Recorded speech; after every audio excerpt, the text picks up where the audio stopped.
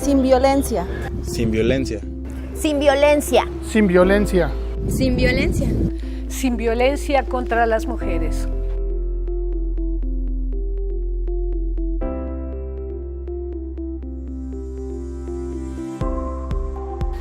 Es importantísimo que las mujeres nos demos cuenta de cómo estamos siendo violentadas.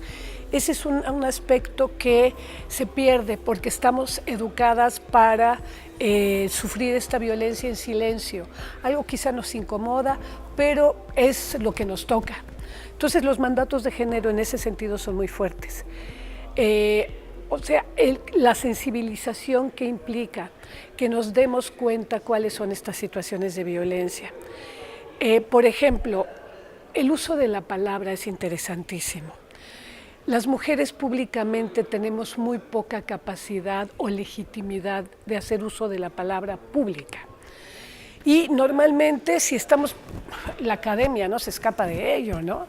Pero en un espacio público es muy fácil que a las mujeres se nos interrumpa, es muy fácil que no se nos haga caso y nadie lo percibe, ni siquiera las propias mujeres lo percibimos, empieza a hablar un señor, nos calla y bueno, lo sentimos como normal. En el caso, por ejemplo, de esta constante explicación de las cosas que nos hacen los varones, si alguien quiere hablar sobre un tema, política, por ejemplo, ¿no? Y empieza a expresar su opinión, alguien nos tiene que explicar por qué lo que decimos no está bien, o sí está bien, pero ellos lo dicen mejor.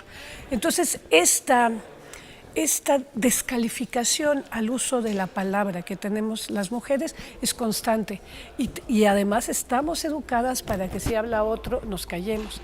Hay que reconocer este tipo de lo que les llaman pues, microfísica del poder y microviolencias, micromachismos.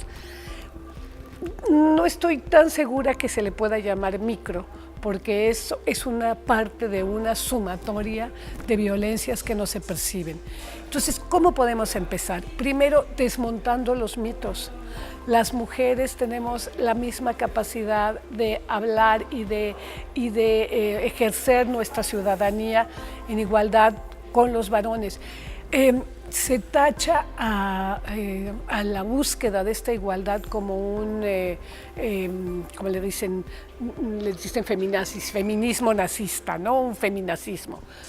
Cuando en realidad es una tontería y es una manera de denostar esta lucha que las mujeres llevamos, digamos, tratando de impulsar desde hace pues, más de 100 años, ¿no?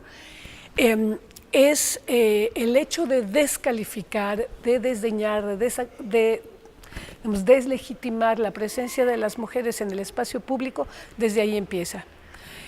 Tenemos también que limitar nuestros juicios o pensar bien nuestras aseveraciones. Por ejemplo, ahora hay una campaña tremenda contra el uso del lenguaje incluyente. Bueno, esto es una tontería, por Dios, ¿no? Como si el lenguaje fuera un ente ahí acristalado, monolítico y que no cambia. Si vemos cómo se hablaba el español hace 100 o 200 años, vamos a ver justo el giro que ha dado.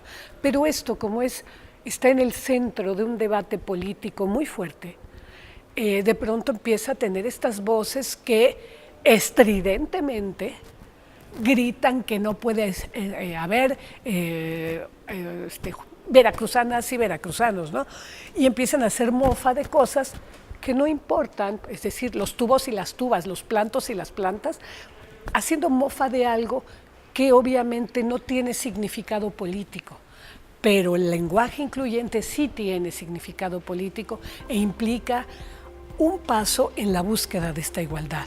Porque yo diría, bueno, si somos la mayoría de la población, las mujeres, pues vamos a hablar todos en femenino y vamos a casi como decreto decir que es el genérico. Sin embargo, no es así, ¿no? Lo que se está buscando es visibilizar esta posición o esta posición en que nos han mantenido a las mujeres siempre atrás. En Veracruz declaramos cero tolerancia a la violencia contra las mujeres y las niñas.